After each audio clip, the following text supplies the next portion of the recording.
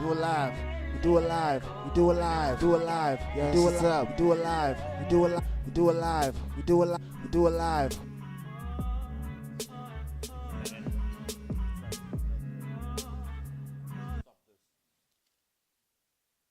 Manan. Are you recording? I'm recording, Prof. Is it done? Yeah. Started. Is it done? Yeah. My name is Silo Timber. I'm not rolling alone. I'm rolling with the infamous. Nah, this thing's on. Alright, cool. Yeah. Alright, cool. Tell the people your name, dammers. Not you. You. They can't see. Hey, yo, my name is Prof. Yeah, that's what's up. My name is that's what's up. My name is that's what's up. My name is that's what's up. My name is that's what's. Always fucking showing off. Today we have a musical guest from Durban, the heart of Durban. Almost Talk-Lungelo Manzi, a filmmaker, an actor, a singer, a producer, multi-talented. Someone. What I do, guys? I'm Sorry, I had to do my own sound effects just so it feels. Yeah, man. It's good to be. How you guys doing? Yeah, we good. How are you? Hey, man. Thank you for coming through, man. Thank you, man. Appreciate it on a Saturday morning. Yeah, just before work. Tell us about yourself, man. We know you're from Durban. Tell us a little bit more. What the people don't know. Yeah. How do you describe Lungelo Manzi? I'm an artist, man. I create. So right now, it's mainly music. It's my bread and butter, the thing that I wake up to, dream about, obsess about. I produce it, I write it, I rap it, I sing it, and I'm just trying to share that with the world right now. Yeah, I do other stuff, but that's just to keep the levels going, keep it just keep it fresh. But music is where it's at. Yeah, man. Yeah. And how long have you been doing it now? Oof. I've been actively chasing it since 2012, and it's been just different circles, different people. When you're still just building the skill of it. But I'd say actively since 2012 when I left to go to university. No. 2012, I just got out of varsity. I was in my first year in Cape Town Okay. at that You time. got out of varsity in your first year. No. I mean, I just got into my apologies. I just got into varsity, and I was studying film. Yeah. Oh, okay, cool. How did your parents respond when you told them you're gonna study film? Yeah, that was just Cape Town was a whole conversation Yeah. with a mother that grows up in UKZN. Oh, sorry, in KZN. When you just say you're going to Cape Town, it's a whole conversation. Wenzani lapho? Why? Nangu UKZN ula. Yeah, well, but I had that conversation, and then when I said I'm doing film, she's like, "Okay, I just want you to be happy with that That's what tone, she said. with that tone that Wait. says, What, are you raised with both parents? No. Just a single mother. Single mom, very Christian single mother, and for her it was just she was happy that she had a son that was going to university. I have an older brother. He didn't get to go to university. He had to drop out, and then I went to university. So she was like, yes, cool. So she was happy for that. And it was UCT, so it was like, it's a nice university. The pictures look nice. So the dream was sold enough for me to go there. She got the dream. Yeah. I got the She picture definitely. with my graduated son on my wall, so my friends can see it. Hey, that is the dream, And we are also from the Cape Town. Hey. The guys, like, honestly, we are the seeds of our parents. So when we succeed, they literally sit back and just watch these beautiful flowers flourish. And brag. Even though from our perspective, kunzima. That is true. They can't wait. I always imagined, while I was still in varsity, that when she comes out, she'll just be like, "Oh, there's my son. Did you know?" Hallelujah. Yeah, man. It's a parental flex. Just a young flex. Just say, hey. I remember I heard my mom saying, "Do you know that your dad's going around telling people?" Because I also went to the same school as you. That's where we met. He used to go around telling people, "My son is not at no normal college. You see how stupid you sit is. It's not a normal college. It's a film school." It's the a guy school. that didn't want me to go there. So it's always a funny turnaround. Yeah. As soon as you're achieving it in that field of higher education, it just becomes a different conversation. I think our parents never got to get past that level. Some did, but for those, a general feeling, I think it's always a proud moment when you just finish something like that. So just a quick question: how is it going to like a college like like the one you went to, the school that should not be named. Already, although I already named it, I'll bleep it out. Yeah, I mean, it was very white. Not in a bad way, just in the fact that there's a lot that was to be adjusted by myself in that place. You find yourself assimilating to things that you didn't know you would. There's a dress code, there's a way of speaking. So did you also get all hippified? I won't lie, the hippie life is convenient. It's affordable. Did you do any psychedelics? Yeah. I mean, if I go back to Mushrooms. 2012 until now, drugs were definitely on rotation. You got a song about drugs on your first project. You know what I mean? Yeah. So I made a song about a house Wait, party. I like to make the classification between drugs and psychedelics. This is Yeah. drugs. So this is no man, but here's the thing: Okay. one can destroy your life. Like it's like for me, I would never try coke just because of the fact that you've seen so many lives destroyed by it, and I'm like, who the hell am I to think I'm above that kind of destruction in my own life? When people are out here taking the mom's TVs and selling that stuff, and I'm like, everybody loves their mom. Yeah. And the fact that this thing got so bad that you stole from your mom, and I'm like, that's rough. So Yeah. I'm like, I would never take that gamble. So I'm like, for me, I'm like, define drugs here. I mean, I definitely did like a tour. I mean, when you're young, you want to try things. So you're very curious. You're far away from home. Your bursar is telling you, hey, man, I'm going to give you an allowance every month. You ain't got needs. You're just studying. So you're going to try your pick of drugs. If we're trying to differentiate, I'd say weed. I don't want to name any other thing in case there's a sponsor out there for me, but I may have dabbled. You know what I mean? Psychedelics, definitely. I've tried that just to see what the whole hippie wave is about. There's a wave that I can confirm. But yeah, I also outgrew it in my quest to finding music. That's now my escape, my drug, my sort of thing that keeps me alive now. But that was a whole journey that involved, not making it through the end of school, and there's a lot of things in there. A lot of moments, I would say. You Um, survived. yeah. I mean, I wouldn't say survive. That makes it sound like I went through like a trench of something. For the most part, it was fun. It was Okay, fun. cool. You went. This is like a bad advert. You know what I mean? I feel like it's something like to It's say. like, guys, stop saying it's fun, guys. We just say do Stop drugs, saying you kids. survived. 'Cause No. other kids are gonna think they can survive too. Yeah, we just what social responsibility. About. Don't do drugs. Oh yeah, no, drugs are bad for you. Be aware when Unless you you're use in a safe drugs. I environment would say with that. the chemicals and like the doctors there, then you can do drugs. But I mean, it's if I could keep it expensive. 100, I'd advise, it should be in schools, like part of life orientation when you get to grade 12. I think there should be like a 10-minute segment just explaining a drug and then giving people the choice Don't they to have say. that already? They don't. They just have pictures of, oh, Mandy went to school. Mandy was shown drugs. Don't Okay, do so drugs. that was- That's propaganda right there. I want to know Okay. how each era, because for me, I remember in primary there was this, I think it was a green blob or something, and they were like, Dacha makes you green. And there was a bunch of posters with all these things basically saying that Dacha makes you dumb the whole way. And Just scare tactics, this yeah. was our exposure. This was also around the same time where there was all the AIDS campaign and so on. So it was like, we were all afraid. Should it touch somebody's blood or whatever? Oh, he means like you can get- prime Oh, Soul fuck, City vibes. Yeah, you're like, oh my gosh, I said a straw with somebody. I might have AIDS until those clarity. I should over have time. thrown it somewhere. this is the era we grew up in, man. This is Real the, rap this is the 90s. Mad propaganda then, bruh. That Rainbow Nation. So when did they start with your stuff?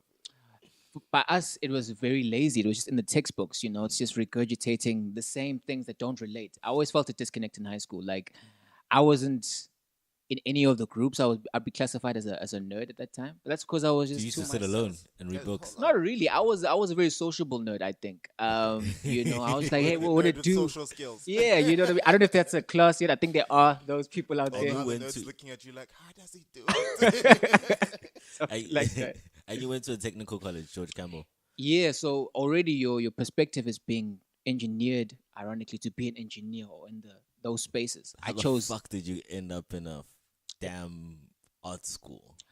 to keep it 100. My mother, when I was in grade 7, I wanted to go to DHS, just a school that had every other option. Yeah. Because in my primary school, I was very much into theater, arts, that sort of world. And then by the time it was time to apply, my mother was like, "Oh, snap, Nkosli, I'm sorry, my child." And then I was like, "Okay, so what are you gonna do now?" "No, George Campbell is open." "You mean a technical school?" "Yeah, that's one." With the TD boards and stuff. Like, yeah, that's what. And then next thing I'm in a TD class and I'm drawing houses and all of that stuff and learning IT. So that was my life for a good.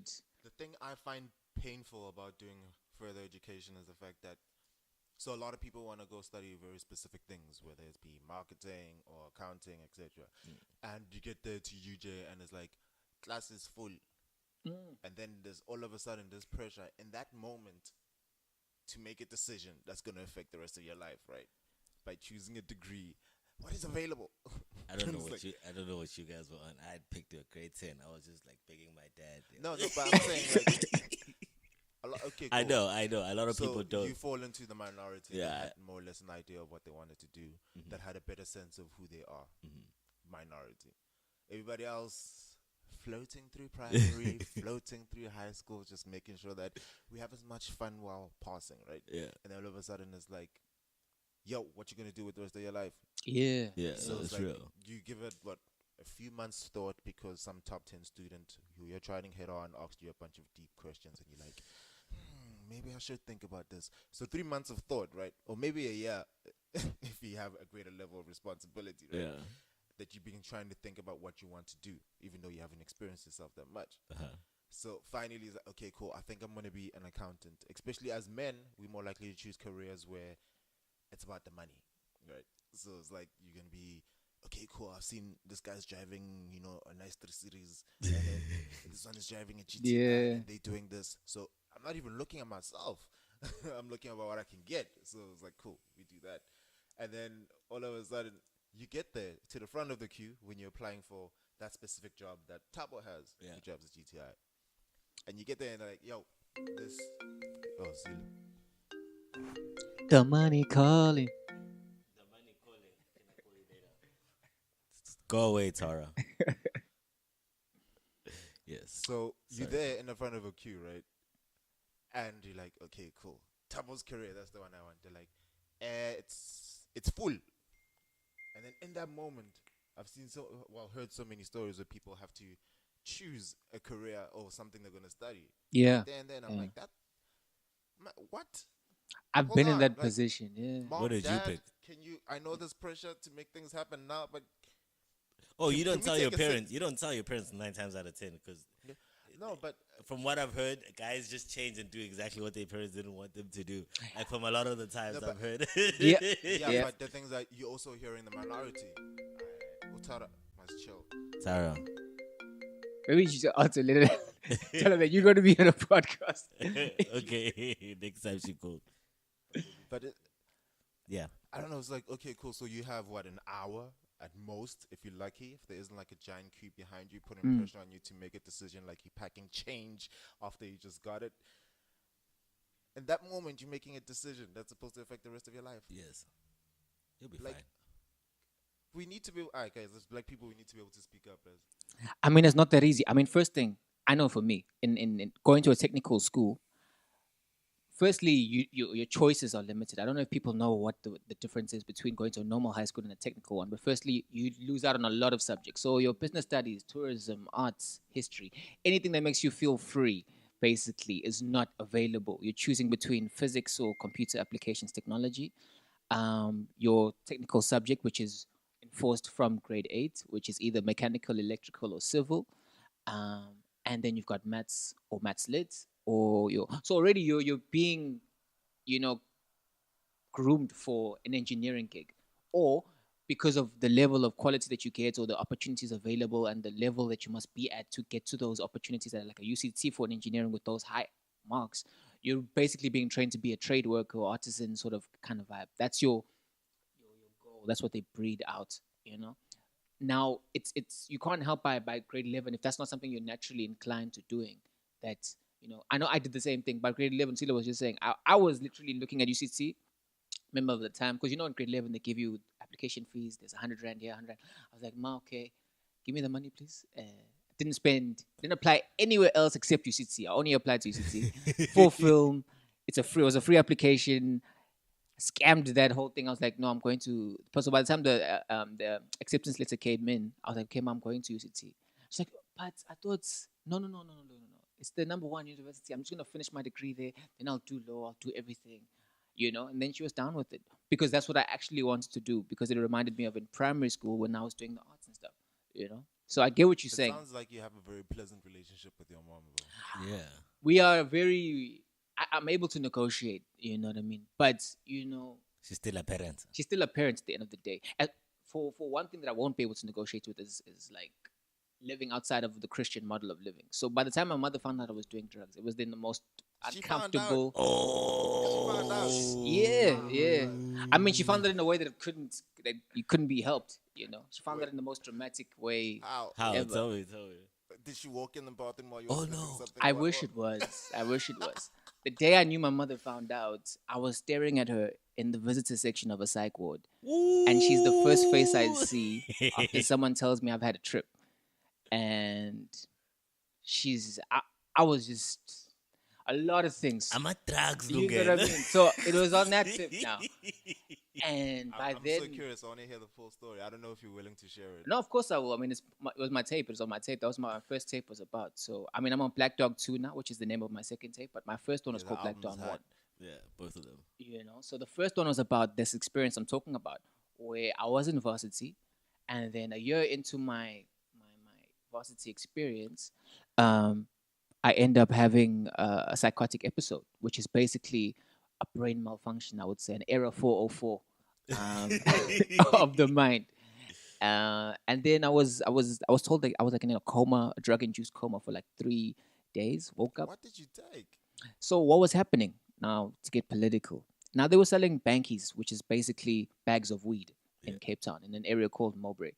In the time that I was, Weinberg. you know what to do. So in that time, homies were lacing the dealers would lace their cheaper bags with chemicals to give you the same high that the more expensive bags had. Yeah. So they'd be putting anything. In this case, it was like turpentine. You know what I mean? Yeah, there's a lot of stuff. Yeah. So, in the time when I was becoming a creative, I was going through a lot of that with the guys I was chilling with, where we'd create music and just be smoking, like just to keep the high going. So it was constructive smoking, I would say.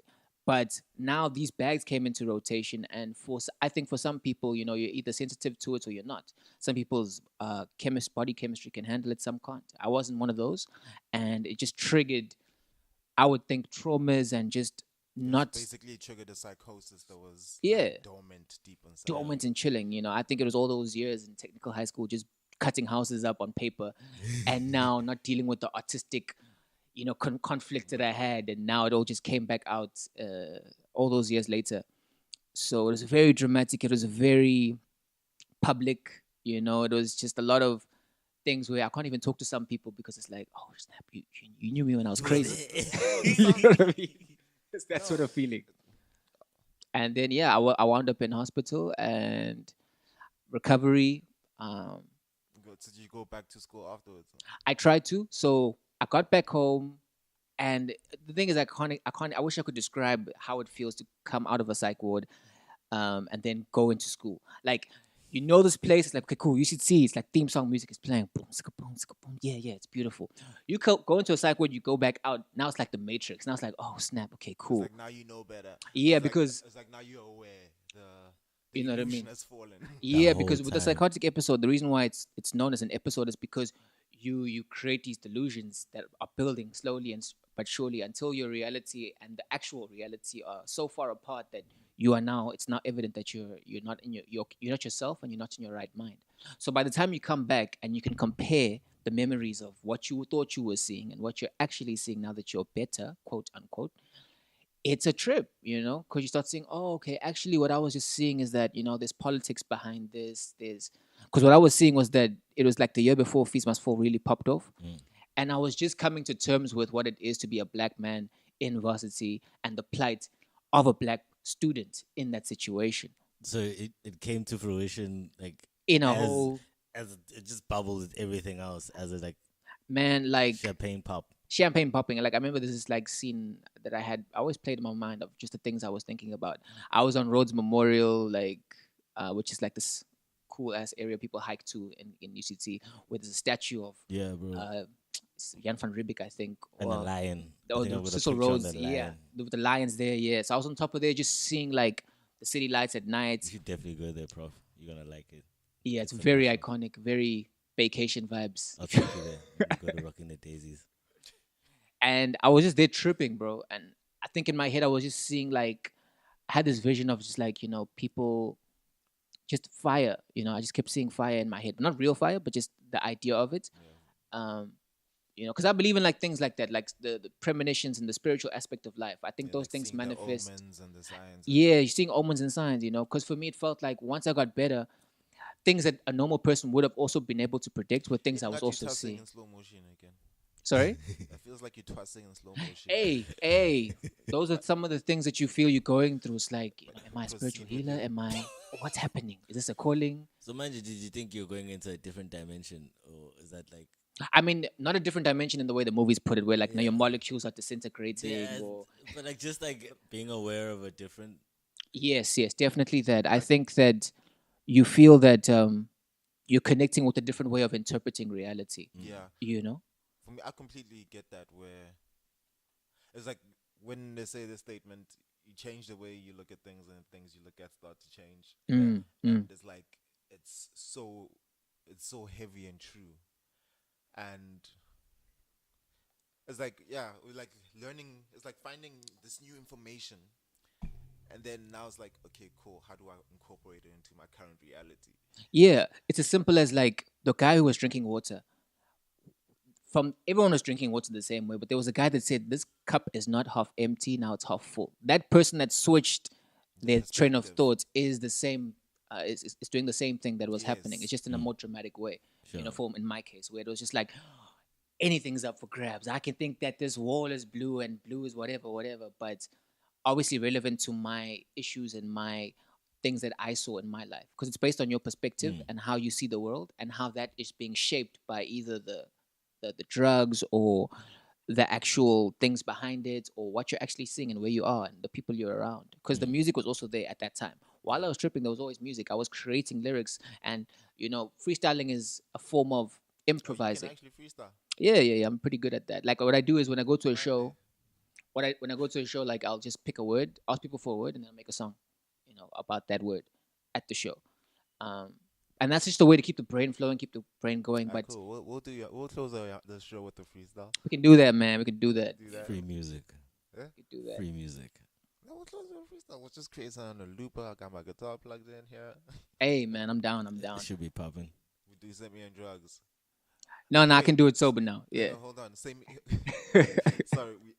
In high school, we used to call it semi and drugs, where basically we're bouncing two bars at a time.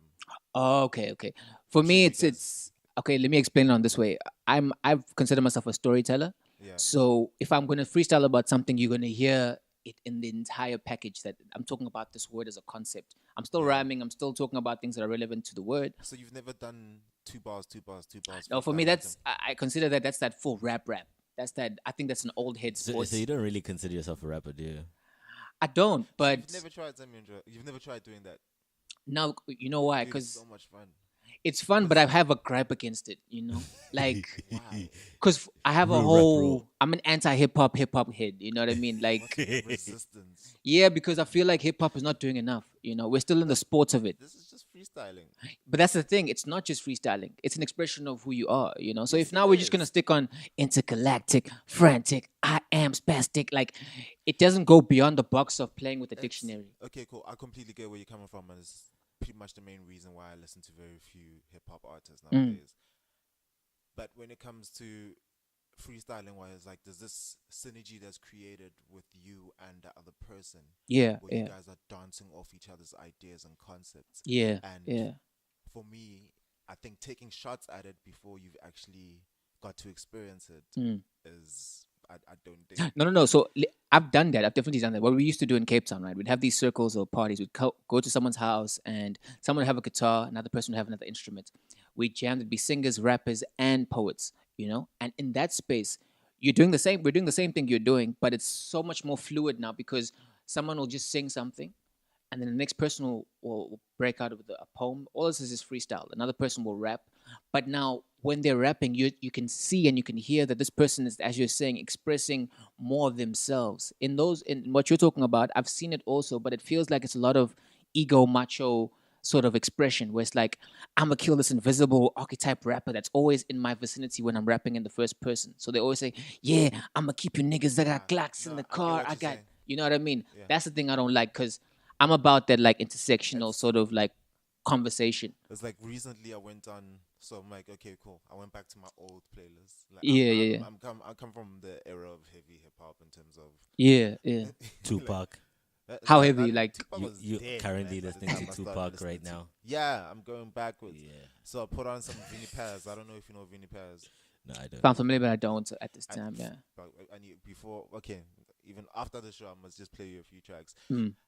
So he had this crew called Jenna Mind, and they were one of the crews back then where I was like, I've never heard hip hop so dark in my life, and they're one of the people who triggered my journey in terms of discovering a lot of alternative information and also alternative sounds and all that jazz.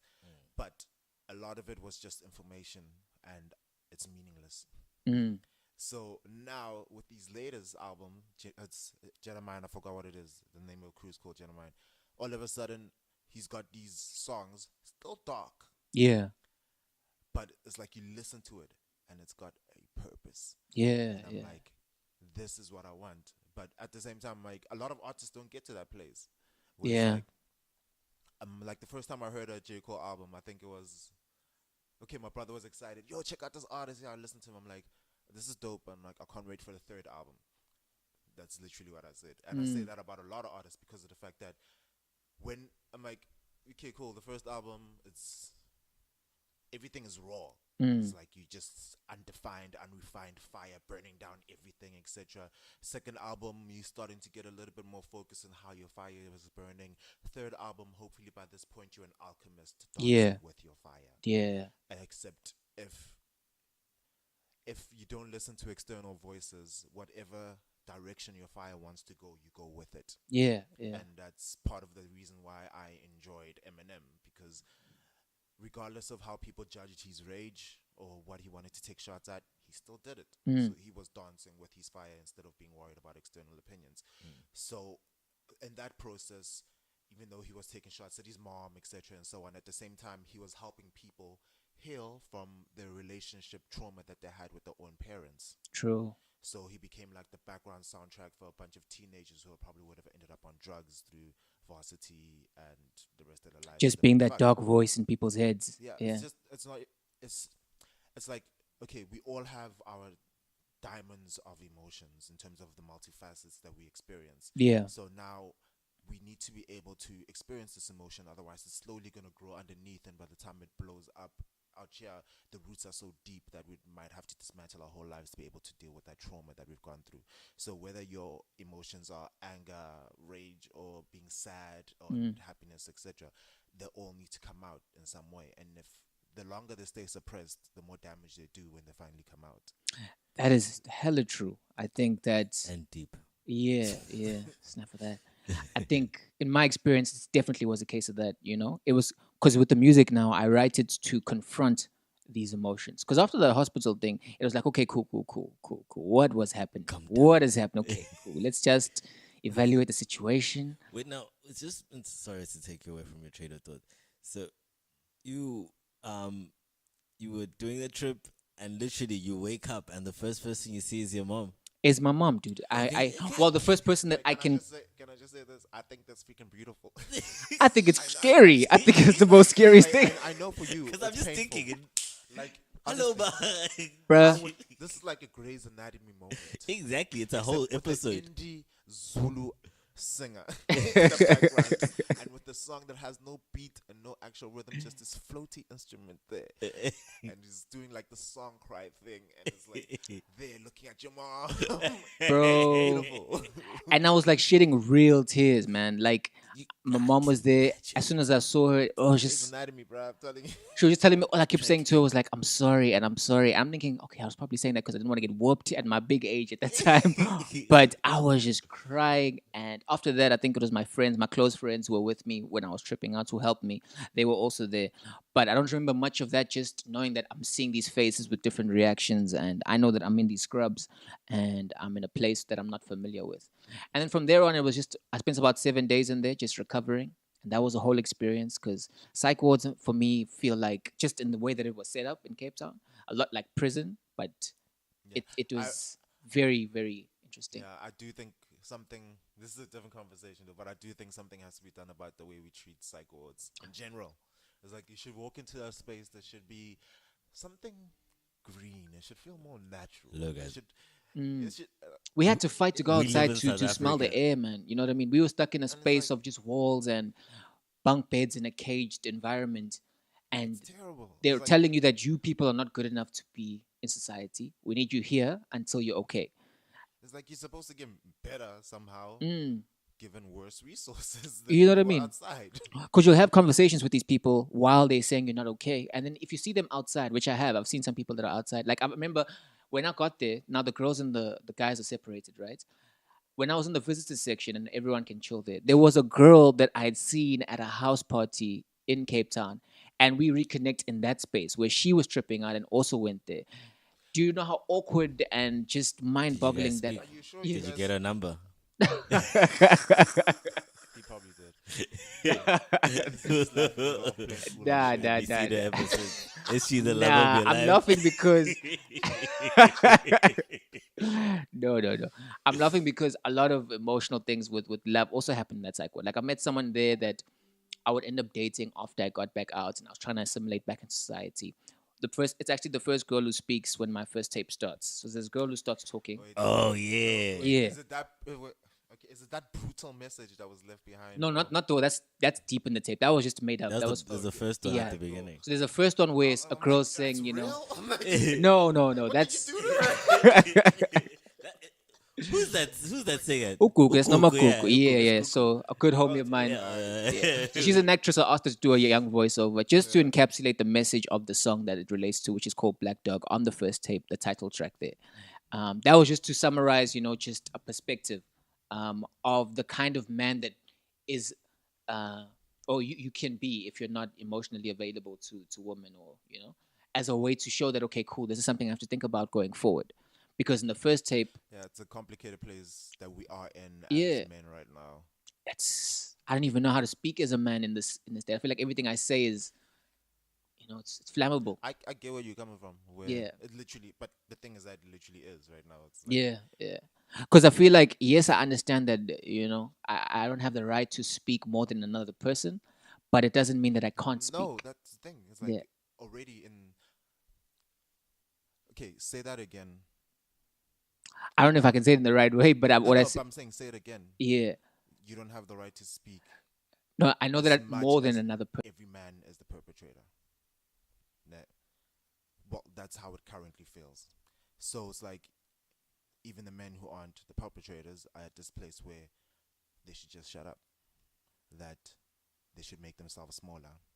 So there is this dangerous space which does exist, and we going through it as adults. I can't imagine what's happening with the 4-year-old who's experiencing this stuff as a boy. The cycle of it, yeah, that I see, So yeah. once these boys become men, I don't know what's supposed to happen. Where it's like you're gonna have a real timid generation, and not in a positive way. Where it's like one of the complaints that you'll hear from girls, the idea, this theme of, oh, he doesn't protect me, he doesn't make me feel safe, and so on. And it's like this current dialogue that's happening is breaking down the future men, regardless. Like we are currently developing men in the final stages, but you've had a lot of other experiences. It's almost like we're balancing these two generations in a way, and now you're gonna have this where they were told there were less the whole entire way. I know you said it without thinking much about it, but there's still a lot of truth to the things we say. And this has been the dialogue they've experienced since they were kids. Like, what damage are we doing to the future men with this current thing? I think it's also more so about like there's not enough being done for those who are getting more, or rather the most of the violence. And because now I've had it for me, like I keep a lot of people with different opinions like yourself just going around to see what's actually happening, because the musicians exercise is to reflect the life and times, like Nina Simone Yeah, said, you capture the culture. you know what I mean? So I couldn't just be like, okay, cool, no, men are not trash, and that's my statement, and I'm sticking to it. I had to jump over the fence, so it be, and see like, okay, what's happening that side.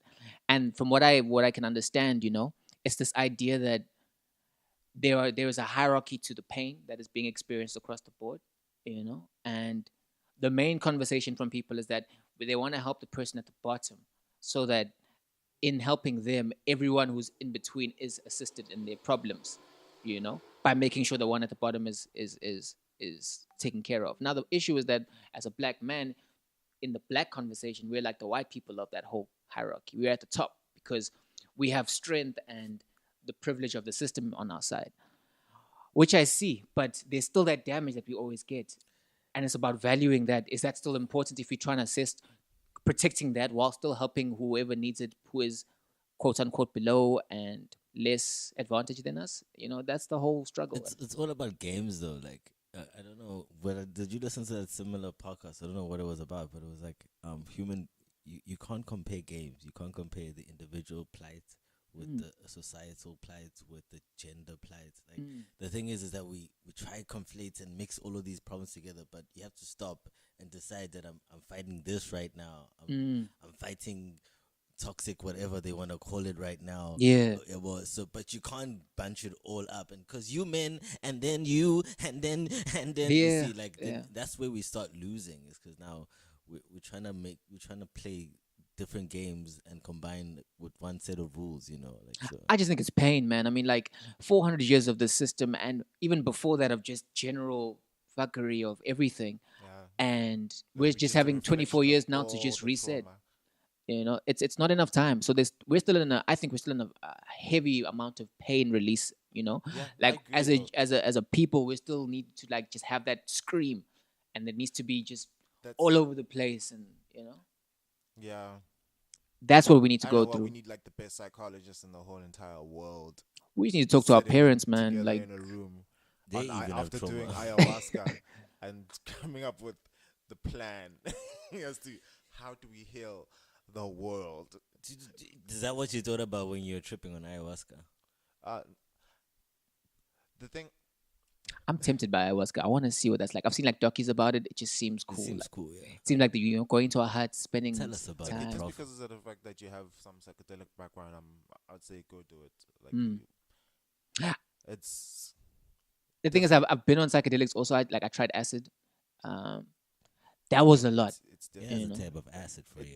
The thing, psychedelics are a lot, Yeah, they were just a lot. but it's like the things that they medicine though, because like a lot of people will, yeah, I'm gonna take this plant and I'm gonna go to a festival. And I'm like, at what dose though?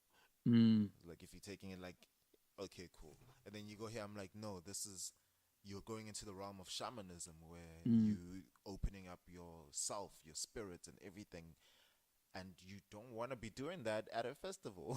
So it's like there's actual retreats for this. There's shamans who are trained to deal with this stuff and so on. And it's like I don't think it should be taken lightly.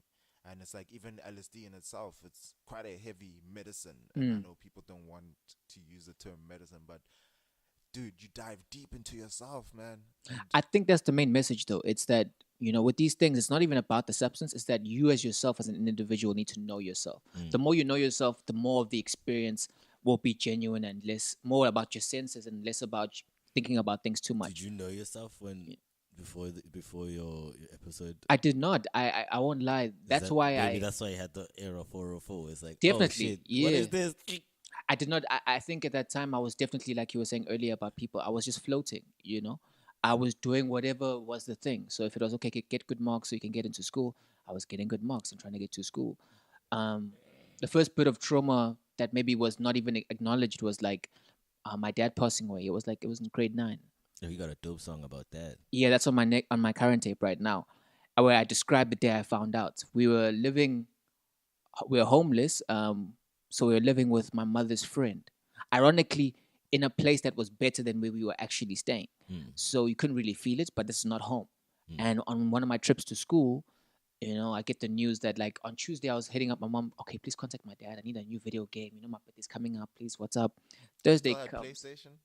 I had a PlayStation. That's what's crazy. You're homeless, but you have a PlayStation from your old spot. Hey, Yeah. your mom bought that for you.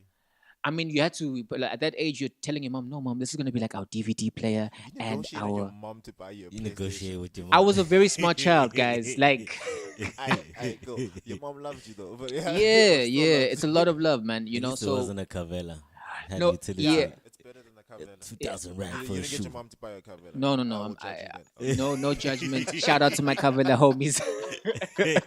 But no. I just So we're don't see talking that. about it in context. How you're not taking shots. No shots. No, but and then I remember I was going to school, and then she's like, "Yo, man, pops is gone." I was like, "Okay, when? 2 days ago." Okay. 2 days, yo. Then you go to the funeral. Like fast forward, then you meet up. Then you're like 7 other siblings or something. You realize, okay, a whole other family. I thought I was your only kid. So there's that whole. That's a whole nother black story. You know what I mean? Just Yeah. that idea I'm of sorry. just families that are unknown to others. So that whole journey, I did not even confront it. I was like, okay, cool, pops is gone, and from there, I just really was just floating and numb to it. So by the time second year of varsity comes in, and this whole thing trips out, when I'm trying to get back into school, these are some of the things I'm thinking about. I'm thinking about, okay, cool, school is a scam. Fees are not falling. I come from a broken home, okay, but how are we going to fix this? Wait, who am I trying to fix this? Then you start, trying to go against this grain, and now reading into, okay, what does it mean to be black? What does it mean to be me? What do I like? What do I don't like? And then that's where the music came Varsity is from. a rough time for black kids. Hey, that's hey, say that again. Especially if you go to like it really into is like a because proper varsity. Like Yeah. you feel. I've no, never. if you go into a white varsity. Yeah, Yeah. if you go to a white varsity, I guess. Yeah. Like for me, it was like my dad had told me like because we always try to get expensive things for my parents. My dad would always say we're not rich, and like no, this guy's just stingy. You get to like a white university and you realize you What they meant. are not rich. You are not My even parents there. are not rich at all. Because you see, you get there and there's a kid driving your dad's car. Like it's nothing. Like it's nothing. So Yeah, I'm trying to this imagine is their true. parents' car. Like what? That's the first thing. Because for me, like that's why we went to the same school later on. Because I'd Yeah. gone to UCT, then I went to another school, a film school, and there was a different whole game because that's now a private institution. So in my head, I'm already thinking, okay, cool. If there are black kids here, I'm not in that conversation, which is partly true, but partly not, because you don't know the lens that they've gone through to just get into that space. Yeah. But you will always And you connect see with that them dropping other. out every term, every semester. You know what I mean? But when you connect with those other black kids in those schools, you together bunch up together because you know that your tax bracket is just not near the people that are around you. You see them, their energy, and just the way they carry themselves. That okay, there's another conversation going on here, and yeah, I can't swipe for that. The hardest thing though is I was brought up in that bubble up until like there, but you realize it there, and I think it was still at the back of my mind. It's when those white resources get pulled under your rug when you graduate. Okay, thank you for your money. Bye.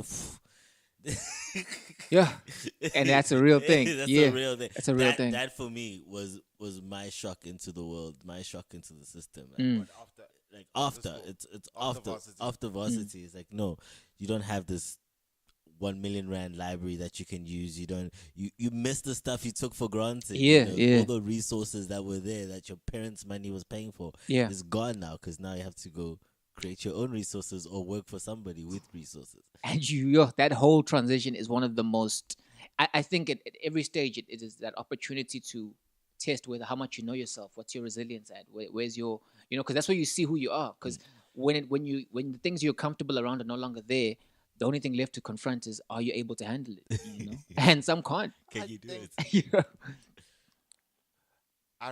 Okay, one, I do think that everybody needs to go for counseling after the age of probably 25, just because of the shock that life has given all of us. It's like, oh, PTSD. You have it? No, I don't. I'm perfect. No, you're not. Life's been lit. You've just Man, been that thing buried needs that to be shit. there from Get it? primary going up. There's different levels of it, and it just grows. So by Yeah. the time you're 25, now your brain is fully developed. So you want to have that sort of attention throughout the process Yeah. to make sure that you're not steering off course internally. I do think that, especially for men, Mm. I know. That's very important I for guys. know Yeah. that people don't want to hear about men healing and trauma. Nah, they gotta hear that right now on this podcast. Heal, niggas, heal. Black Lives Like Talk. the reality is like, okay, I'd imagine that it's like I remember when I was at a funeral. I was younger as a kid, Mm. and I remember like a lot of the girls were crying, and my grandmother comes out and is like, "Go and be a shoulder of support for them." Mm. Right? And this is me as a kid and going out to try to comfort all the other girls who are crying. So a lot of general ideas which within these critical moments, emotional moments in life, have been: you're a man, take your emotions, bottle it up, and go take care of her emotions. Mm. And that's pretty much the common dialogue for a lot of men, where if it's not even about taking care of somebody else, it's like the idea that take your emotions and bottle them up. We Mm. can deal with them at a later time. So what happens is the fact is that there's never a later time, or maybe back then we had things within society that were structured in a way for men to go to spaces and be able to cry and let rip and whatever else. So then Things were just more rigid for us. Yeah. I don't know. I'm speculating that maybe there was something that allowed an outlet for men to release their trauma and then come back home and just be the It rock all the time. it wasn't the violence. So, I think that's like if you look back to the times of war, if men had an issue, they just took it out on how many guys they killed on the battlefield. You know. No, but that's I think that's okay. I think it's quite a shallow way of looking at it when I'm put it like this. So they would go to battle, right? Mm. And then after battle, they would go through a process where this is before they go home. I'm talking like the Zulus. They'll go through a process where they're cleansing themselves of all the trauma that they experienced on the battlefield. Mm. And then only after, once they've cleansed themselves of everything, and it's not just we took a bath, and it's over. It's like it's emotional, it's psychological, it's spiritual. And then after that, they would go home, so they don't take none of that energy back home. So they did that for war. Yeah. I'm sure they had processes for everything else in terms of dealing with, oh man, somebody passed away. This is what we're going to do. Make sure you're there to support, yada, yada, yada. And then afterwards, we're going to take you through this process in order for you to heal what you've lost, etc., etc. So I'd imagine there was processes. I could be completely wrong. It's not like I was there.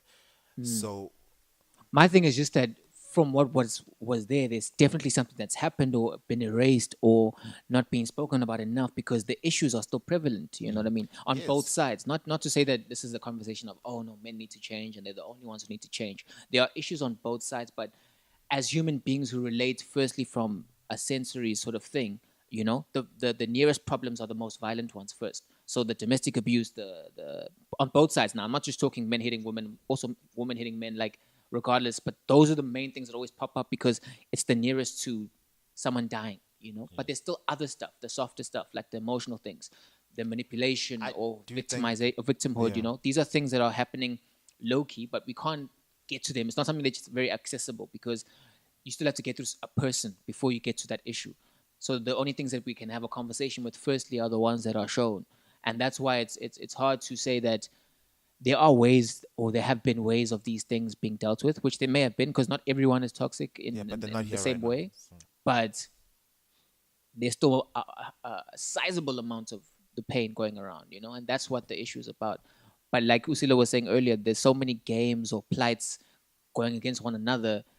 It's hard to keep track, Yeah, you still and need to just keep get a sane mind. that's a game at an individual level, like the manipulation. 'Cause Yeah. you can still manipulate an entire population, but you're working on how individuals react to information to be manipulated. Yeah. So yeah, You're a black child being manipulated by the system. And now you got to also deal with the fact that you're being someone who's been raised in the situation, manipulating someone else who's telling you to come right. And they're going through their own plight. manipulating your family members to live in a house to The whole family unit For me, just becomes corrupted. I And genuinely believe that support or anything, but I'm saying as an individual person, it's like constantly looking at the big ideas doesn't help. yeah. They're there and so on. We can argue for hours and so on about everything else. But the reality is, as an individual, it's like, okay, cool. It's all back to me. I have to live with me. Yeah. I have to heal my trauma. I have to find the right way to love my male or female. You're gonna be like, no, wait, my value is better than this. Peace. So it's like even within that, it's like, Yeah.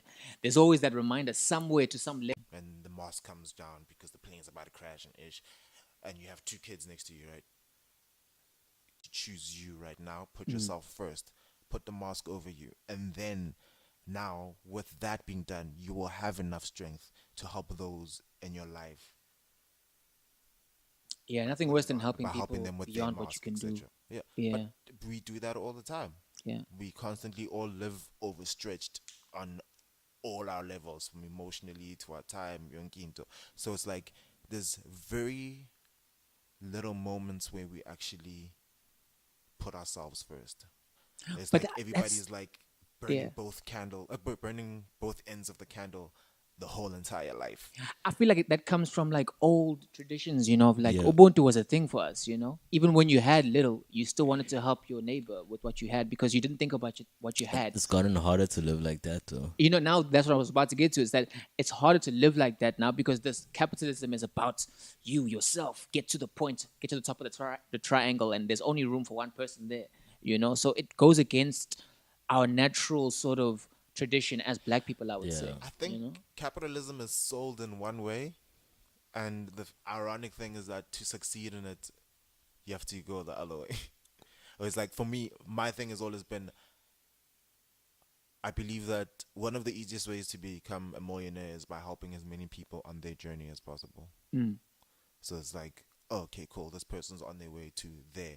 I'm like, Uban is on the way to there, etc. So it's like trying to find ways to be like, okay, cool, we all move forward.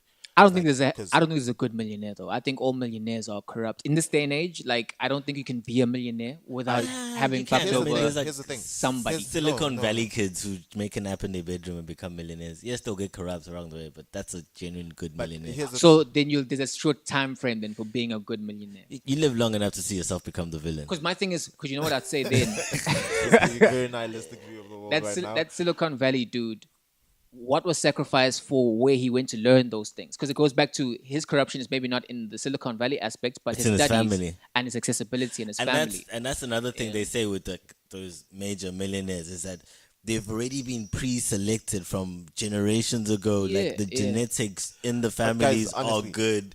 okay. Like they built to take knowledge to be innovative. Like You it's know? good genes, bro. Especially with the oligarch families and what's the other aristocrats? Yeah, the aristocrats out here. out there, bro. Yeah, but you guys are talking about this 1% of the world. Now that's generational That's wealth though. generational Yeah. wealth. Yeah, You know? yeah, So yeah. my thing is that we're talking about becoming a millionaire here, where But that's what I mean. Is that if you create something that's able to service yeah.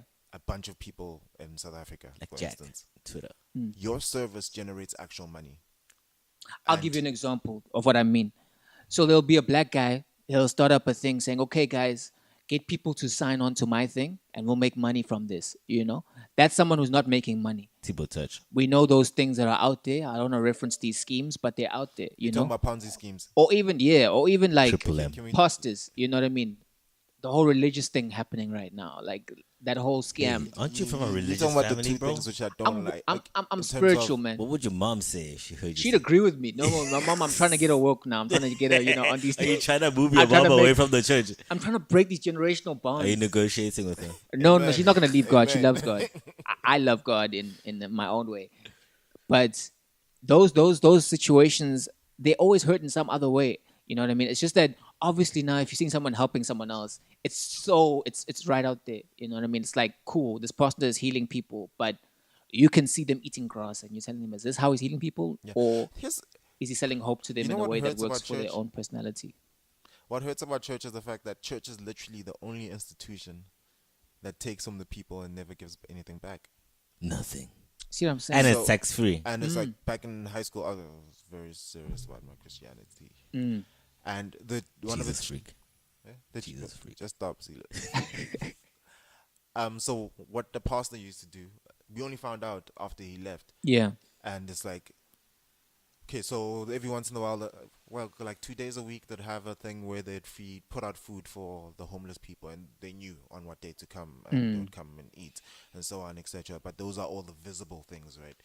And then when he left, all of a sudden these stories come out where he was actually helping families pay rent, where he was helping them buy groceries and so on, all the members in the church. And for me, I'm like, this is the kind of church I would continue giving a tithe to, because of the fact that Ubanban came to talk to the pastors like, yo, since my husband died, it's been this way, etc., etc. And he went out and helped them without making it a thing next week Sunday that come up to the church and tell them how the church has blessed you. It's like, no, he kept their dignity and pride, I guess, in that sense, and kept it a secret.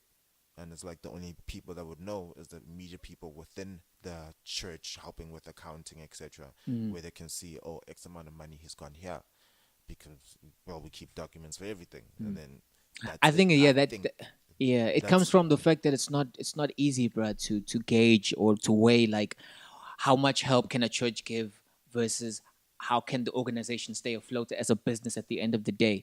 You know what I mean? Because they're receiving funds, but these funds have to here's do the work. That's why we have books. You know what I mean? Here's my thing. But how many times do we see the books?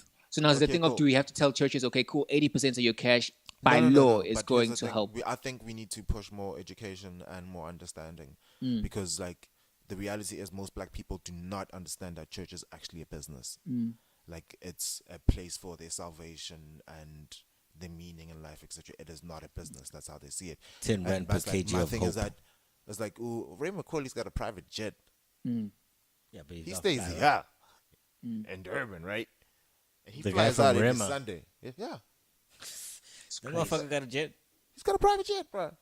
He fly like the fuel, maintenance, all that stuff is not cheap, etc. But honestly, that one private jet and all the costs that are entailed to it, how many families can it help who are probably in that church suffering and hoping that 10% tithe is going but then like that family suffering is not like the person needs to get there on time. You can't help people if you can't get there on time. And that's the thing. For me, it's the fact that just you because know, the you know church, what I'm saying. I just know what because you the And I'm not church taking has shots at Ray like, McCauley. Pastors can buy whatever they want, but I do That's think tax-free money. this thing of not giving back, and it's yeah. not. Here's like you running a damn church.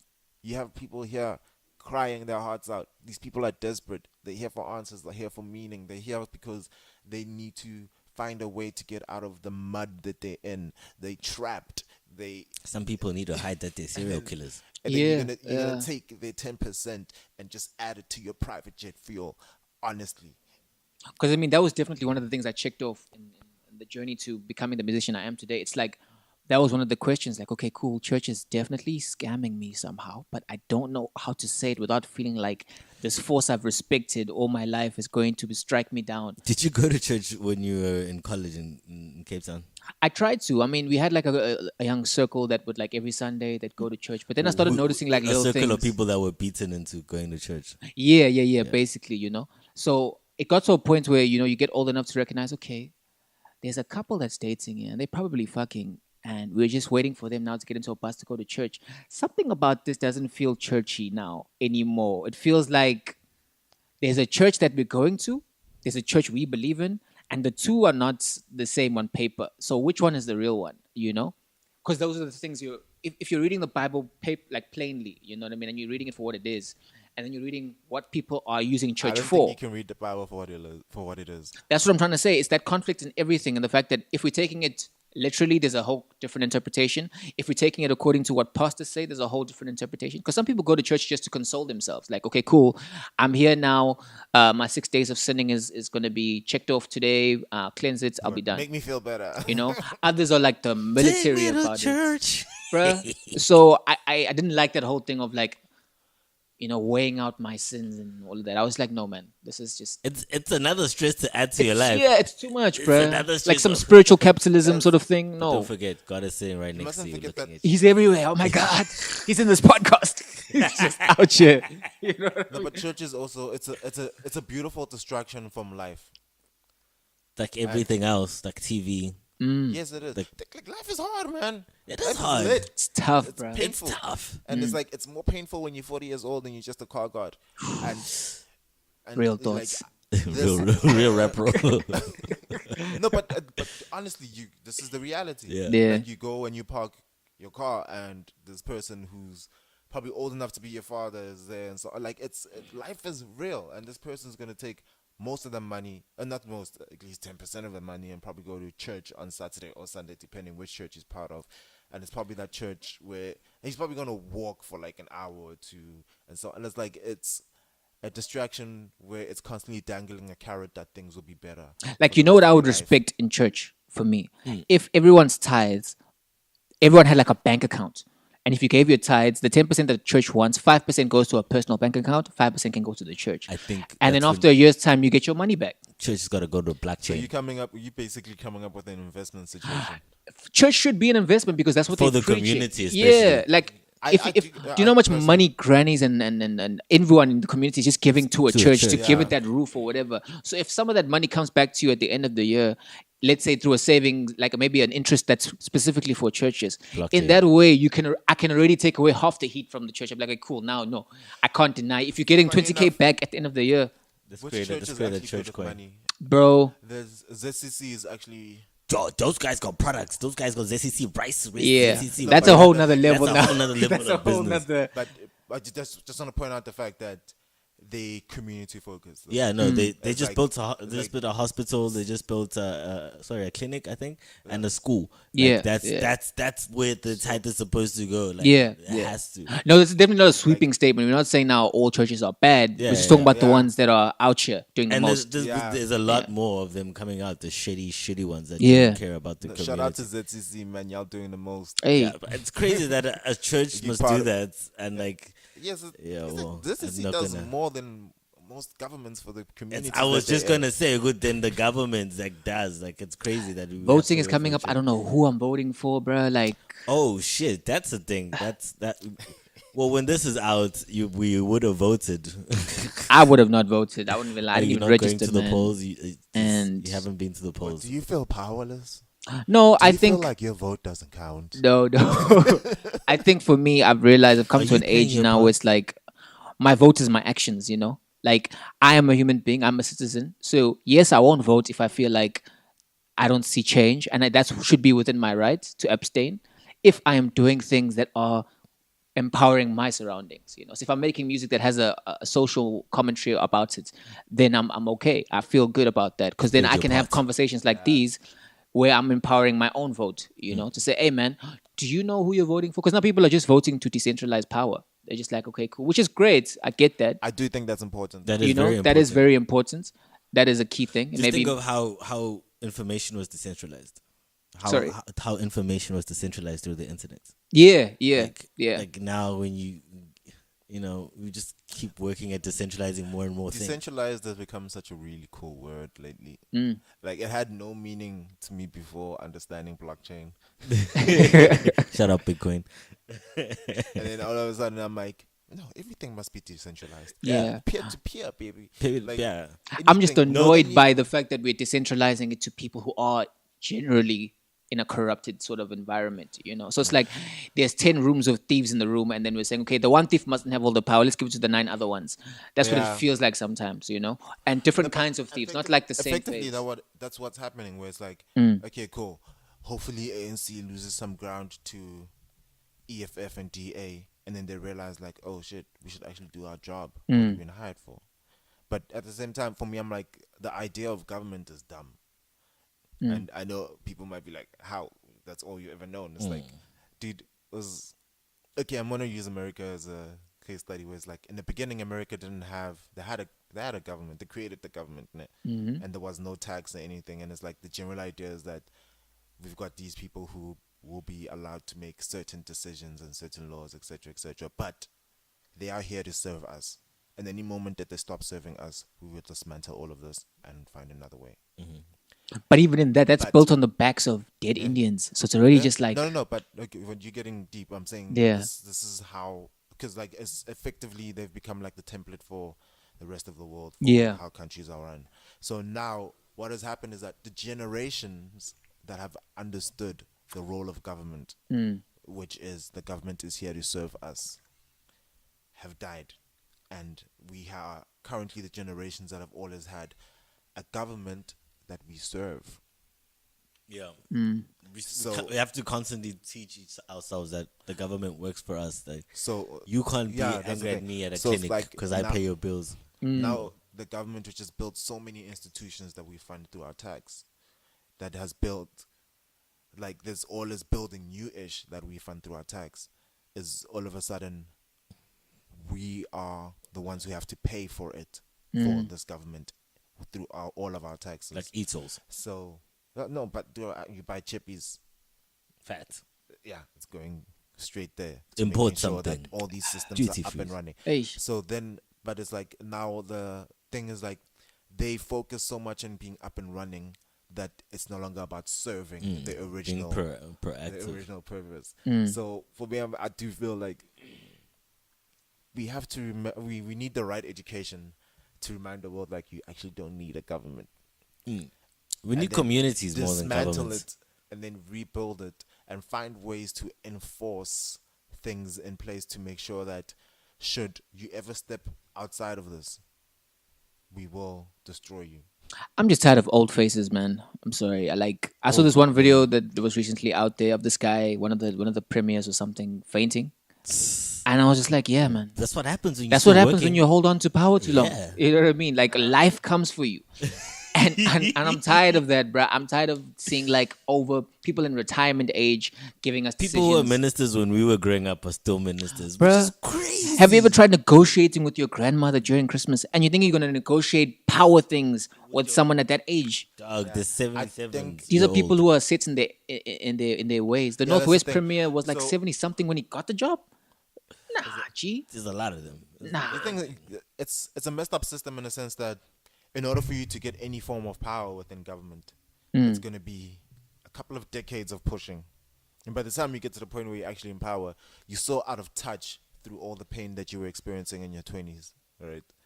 That it doesn't have any meaning at all. And it's like your main thing is like, I just want to make sure I retire nice.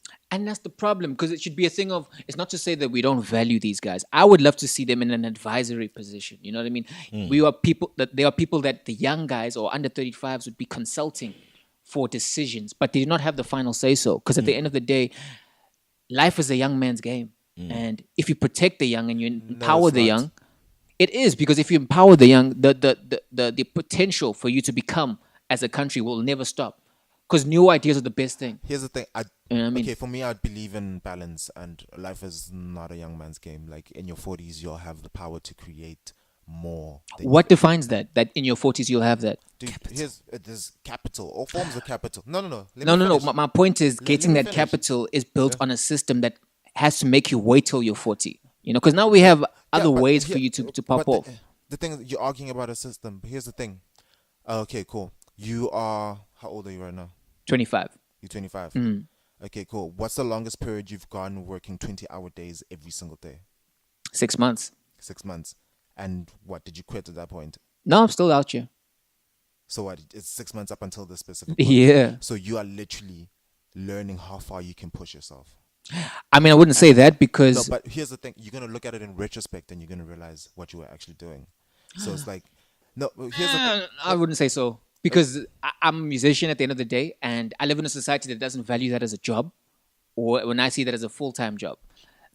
What I'm doing is just paying bills and getting things going for my Okay, career. cool. But that's Here's a the full-time thing. When you are 40 years old, you do not want to be working 20-hour days. No, definitely not. Yeah. So at this age, it's a lot of, one, it's learning, and two, it's realizing how far you can push yourself before you actually burn out. Within, okay, this is what I think the 20s are for. That's my personal opinion. And then when you get into your 30s, you have a better understanding of how far you can push yourself before you burn out. So it's like, then it's like roping yourself back in to be like, if any company wants to push me beyond this point, they can go screw themselves. But do you see, you're already playing in a game that I'm talking about. It's that Yeah. whole thing of like, this is still in a system's mind map, Yeah. you know? So that's what my conflict is from. I understand what you're saying, Now- and those are the tools to succeed in that model. Okay, cool. So the ideal system is what? Somebody to drop a bunch of power on you while you're in your 20s.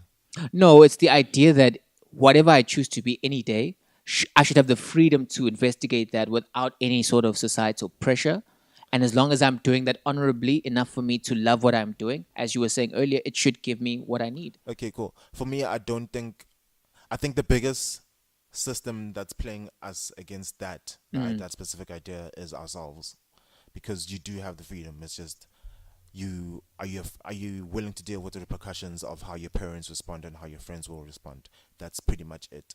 Like, I think it's because I live in a world that's a capitalist system. So I cannot have the freedom to live off the grid when I know that the water that I want oh to yeah, get no, with that every you need day money. is going to be in a pipe. Oh, you're gonna need money. You know what I Yes. mean? So I need money to live off the grid. You know, I've seen shows where like white people are like living in Alaska or Yeah, whatever. but it's They had money to have that. You know what I Yeah. mean? So we are free in the sense to do it, but not in the way that should be done. You know what I mean? Yeah. Where I should be able Okay, to take, so- I should be able to see a tree with avos and take from that tree. You want financial freedom. You know, right now, yeah. For the life I'm living, give me that Financial bag. independence. No, 10K for the Brought to moves. you by hard work. Okay, cool.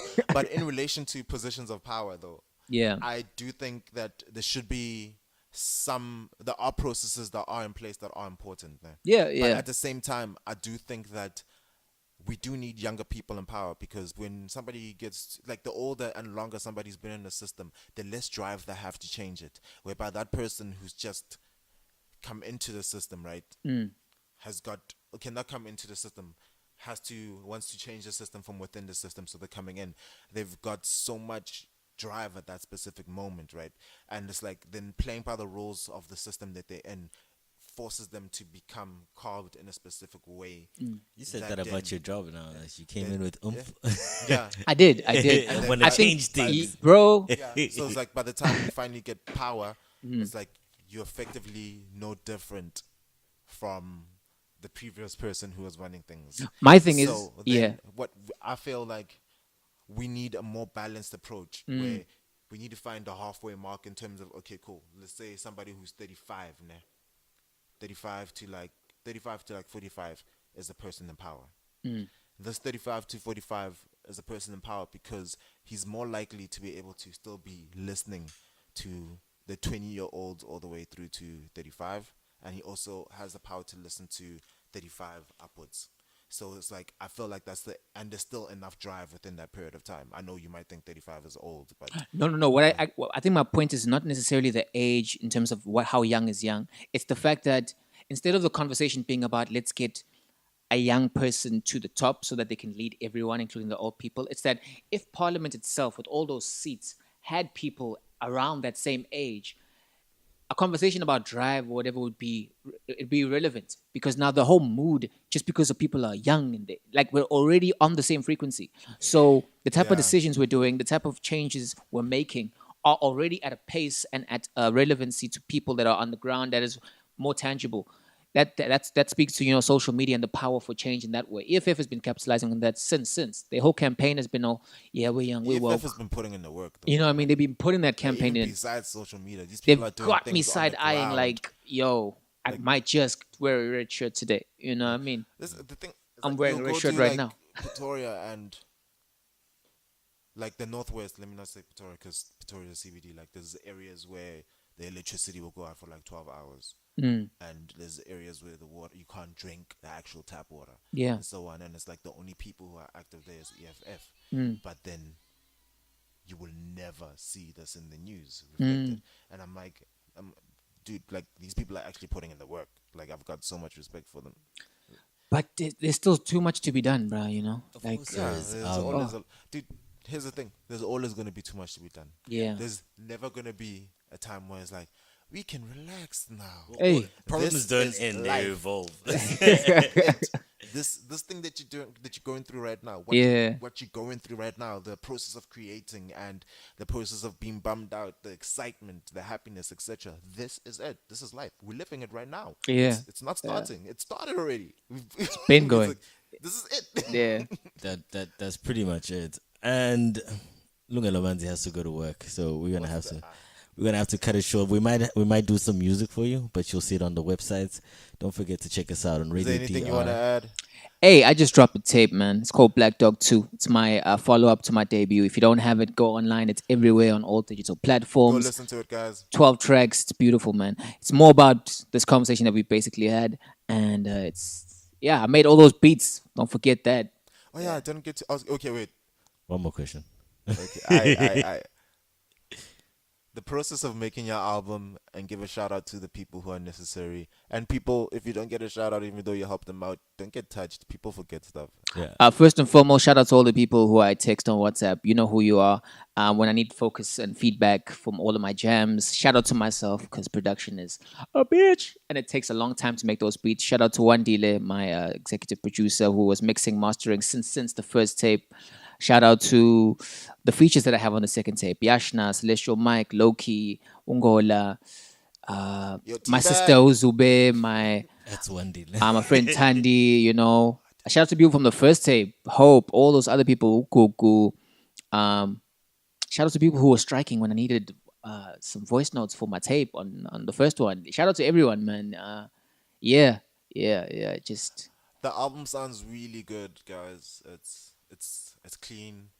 It's not the same old annoying content. He's even squeezed in some house on there, I think. Shout yeah. out There's Hands, one where it's DJ like, there's a Hands. bit Shout of out to groove on DJ it. Hands, On that yo. From all the beats I made, that's the one guy who sent me a beat, and yeah, It challenged you. it challenged me. Deep House is not a joke, Alright, guys. cool. You owe me a beat, yeah? Yeah, man, I'm Alright, ready. cool. I'm We're ready. shaking on it. Yeah. Alright, cool. This is This capitalism. You see recorded. This capitalism, is guys. real he's documentation. gonna ask you for something just now. Which just you wait. He'll give you that beat for free. All right, guys, you can check us out on radiodr.co.za. Deeply Rooted DBN on all socials and the YouTube channel for some clips and stuff. We are Black House Talk and we are out.